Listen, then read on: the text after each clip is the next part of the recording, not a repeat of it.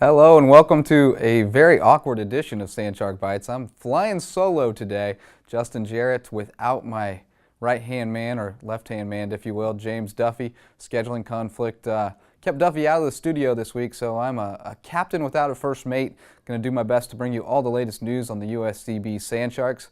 And we'll start with a little bit of breaking news. The softball team has been making headlines all season. They've won 19 in a row, but the biggest news yet, they'll be the hosts of the NAIA opening round, National Championship opening round out in Hardeeville. Richard Gray Sports Complex for the second time in 3 years is going to be one of 10 opening round sites. So we'll have 3 other teams joining the Sandsharks from May 11th through 13th, playing for the right to go on to the NAIA Softball World Series. And so that's big news for us. USCB going to get to take advantage of that home field advantage to try to make it to the World Series for the first time. Looking forward to that. And the team kept rolling along on Wednesday. Won their game against Bruton Parker 6-1. The second game was rained out, but USCB now with 19 in a row remained undefeated at home, which is why it's such an advantage to be at home for that opening round and just rolling along, having a great season. The baseball team hopes to join them in the playoffs. The Sandshark baseball team needs just one win this weekend in a 3-game series at Weber International to clinch a spot in the Sun Conference Tournament. USCB missed this conference tournament for the first time last year. Just 6 teams make it, trying to get back in there. If we win 2 out of 3 over the weekend, we'll be the number 5 seed and avoid playing number 1 seed Northwood in the first round. So that will be a big thing to keep an eye on this weekend. Sandsharks playing good ball. They won 2 from Edward Waters on Tuesday, and now 29-17 have surpassed their win total from the past couple of seasons. Most wins since the 2012 team went to the NAIA World Series. So a great year for USCB baseball. And then shifting to the golf course, the women's golf team is going to be heading to the Sun Conference Tournament this weekend. Going to be a big week for them. They're ranked number 6 in the country.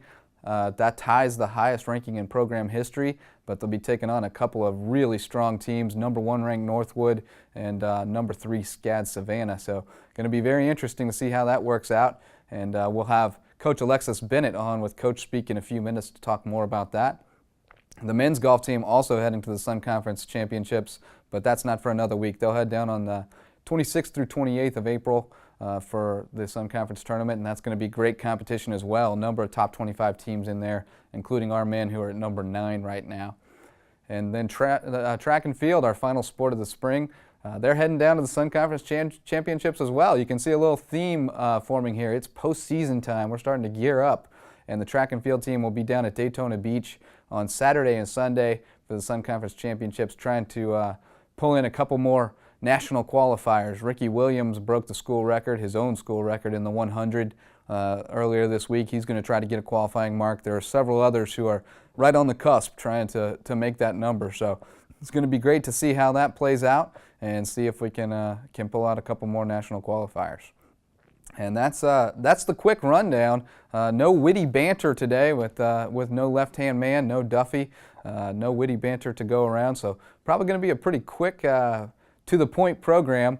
And with that in mind, let's throw it to Coach Speak, joined by Coach Alexis Bennett right here on Sandshark Bites. And Coach, I caught you just before you pull out of town. The van pulls out in a couple of hours, headed down to Florida for the Sun Conference Championship, and got our work cut out for us. We're the number 6 team in the country, tying the highest ranking in program history, but that still makes us the number 3 team in the Sun Conference right now, so we got a little something to prove this weekend. Yeah, it's definitely a tough conference, like you said, to be going in ranked 6th, coming off a really exciting ranking for us. Obviously, rankings don't mean much now, but we definitely have a stiff competition ahead of us with Northwood and SCAD. It's only the second time we're seeing SCAD this year, and they did get us by quite a few at Kiowa Island, so we definitely need to bring our best stuff if we want to contend this weekend.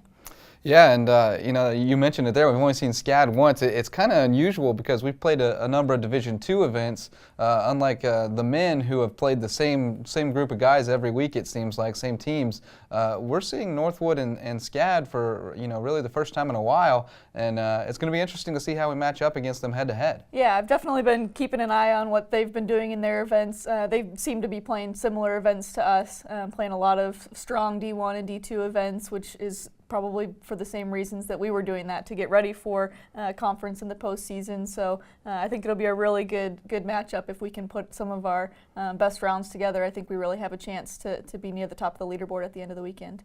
I guess taking the same five that it's mostly been, who's going to be the starting five this weekend? Starting five this weekend is Samantha O'Donnell, Tori DeGroot, our two seniors, and then freshmen Francie Neutsch and Emily Turner, and then rounding out with Lena Sekerkova. All right, so a fairly experienced bunch. Even though you got two freshmen in there, they've played every event this season. Yeah, those are the only two that have played every event. So I've really relied on them pretty heavily, and Francie's been really consistent for us, probably the most consistent player that we've had all year. She's had a couple of rounds that she wasn't happy with, but is still always right there and still someone that I count on pretty regularly. All right, well, tell us a little bit about the golf course we'll be playing this weekend and how our game stacks up to it. Yeah.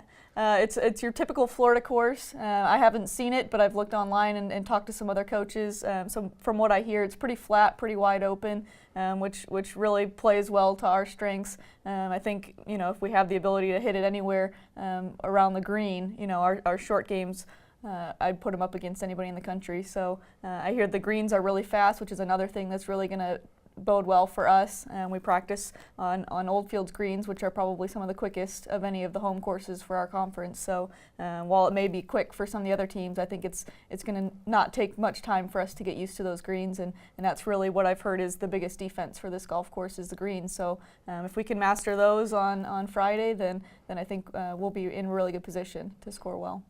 All right, 36 holes this week? 54. 54 holes, Friday, yep. Saturday, Sunday. A little bit more of a marathon. We play Saturday, Sunday, and Monday, and there is live scoring on Birdie Fire. So all right, it's going to be every 3 holes we'll get an update. Yeah, that's going to be exciting to see how it stacks up over 3 rounds against some great competition. Anybody who's playing particularly well going into this week that you're looking to go low? I'm really excited to see how Tori does.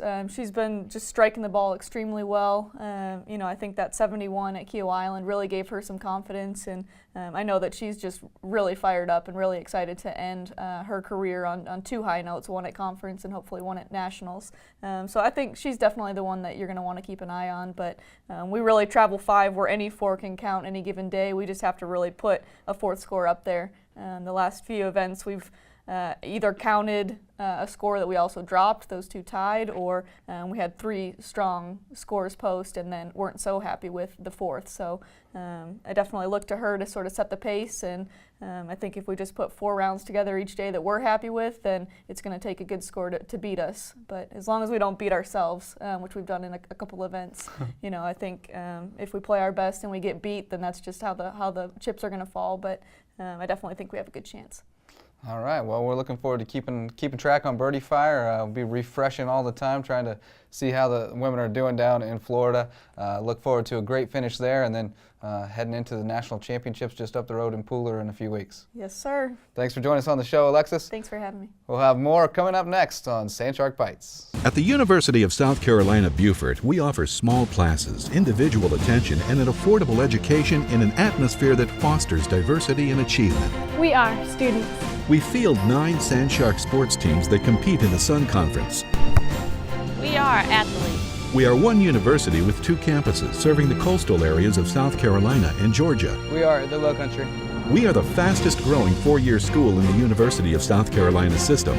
We are USCB. Well, always great to hear from Coach Bennett, and now we have a first-time guest on the program. I scrounged up a left-hand man after all, went out into the library and found just the guy I was looking for. Ashley Morris, a USCB shortstop for the baseball team, joins me now. And what a week and what a season it's been for you, Ashley. Big day the other day, Tuesday against Edward Waters. Broke the single-season record for USCB for hits with number 79. Broke the record for runs in a season with 54. Just been a fantastic senior season. You also made about 3 or 4 spectacular plays at short. Been a great season for you. Just tell us a little bit about this team and this senior season. Feels like you've really exceeded a lot of people's expectations and going into the final weekend of the regular season on a high note. Yeah, well, going into this year, I was looking to hopefully have a good season and really focus on, playing like it was my last game every game. Coaching, I want to thank Pat and Coach Lou for everything they've done for me and throughout my career here. It's been a great ride, and it's not over yet. And the team's really bonded this year. So our major thing, our change from last year to this year is just team chemistry, and we're sticking together, we're behind each other, and we're just going to keep playing.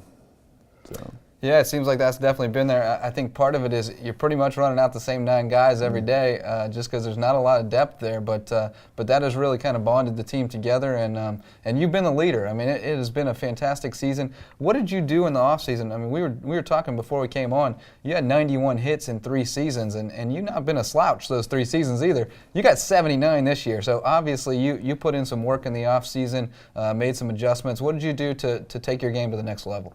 Honestly, I've always believed in myself and trusted in my ability to play this game, and confidence level's been a big kicker. I mean, summer ball I've played the past 2 summers, and that's really helped me. Really focus on getting stronger in the weight room, and also my approach at the plate and how I play the game, and it's helped me mature as a player. And I think that's just been the biggest thing. It's just playing summer ball, and just get my confidence where it needs to be. The confidence definitely there this season from a defensive standpoint. You battled it a couple of times last season. Not at all this year. I mean, you've been spectacular. You make the routine look easy, and you make the difficult look routine. Has Pat, Pat played at Pat Cottrell, we're talking about, assistant baseball coach, played at the AA level, infielder. How much has he helped you as far as that goes? Pat's been a huge help.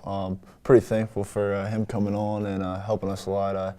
He's taken the same thing with confidence at the plate, also in the field. He's saying, every time you get on the field, you gotta think you're the best out there, and just gotta trust in your ability. And it's been fun. I've always loved playing defense, and I know I struggled a little bit last year and all, but it's just I had to focus and just get that confidence back, and it's been able to do that. And Pat's helped a lot. So. And getting a little attention too. A few scouts out to look at you the other day. What are your feelings? You're obviously still focused on finishing this season strong, but what are your feelings about you starting to get a little butterflies thinking about June and possibly hearing your name? Well, yeah, I have. This has always been a childhood dream of mine, but I can only control what I can control. If it's meant to happen, it'll happen. And right now we're focused on just playing hard and winning and trying to get in that conference tournament. And once you get the conference tournament, anything can happen. So that's the main focus. And it's definitely in the back of my head. But right now it's I'm a Sand Shark. We gotta keep going. So. Well, you'll always be a Sand Shark, yes, no matter where you go. That's right. 3-game series down at Weber International this weekend. Got to win at least one to get it. Well, don't have to, but if you win at least one, you're in the conference tournament. Win a couple, you can move up to 5 or even 4. We know that once you get in, anything can happen, because 2 years ago we went in as the 6th seed and got a big upset to start things off. Ended up going to the opening round. What do you go into this weekend? What's the mindset? What do you know about Weber, and what do we have to do to get into that tournament? Yeah, they're a good team. Their record shows, I think they're like 30-19. I was talking to Coach yesterday. We're going to go into the same approach as we have. You got to win 2 out of 3. We're going to try to win the series and go into it like it's the last game. It's, every game here on out's a playoff game. That's what Coach always says. And this is we got to win. That's the thing is there's no getting swept, and we're definitely gonna try to win 2 out of 3, and hopefully we can win the whole series. So that'd be a good feeling going into the conference tournament. So. All right, well, we'll be keeping an eye on it this weekend down at Weber, and hopefully going into the conference tournament and even beyond. Yes, sir. Well, the final thing we always do here on Sand Shark Bites is name the Athlete of the Week, and I'm going to keep Ashley around for that because, lo and behold, the Athlete of the Week is sitting right beside me. Ashley Morris, senior shortstop for the Sand Shark baseball team, the first ever Athlete of the Week to appear live on the program as he's named. Ashley broke the single-season school record with his 79th hit on Tuesday. Also broke the record for runs with 54. He already shattered the record for total bases, 1 off the home run record and 3 off the RBI record. So we're talking about a season for the ages here, something we have not seen around here in a pretty strong 6-year history of USCB baseball. We haven't 7 years, and this is the 7th year, I guess. Haven't seen anybody have a season quite like this, and could end up owning just about every single season record. So congratulations to you, Ashley, not only for this measly Athlete of the Week honor, but just for the great season you've had and the great career you've had here at USCB. That's going to do it for this week's edition of Sand Shark Bites. We'll be back next week to update you on all the conference tournament action. Until then, keep those fins up.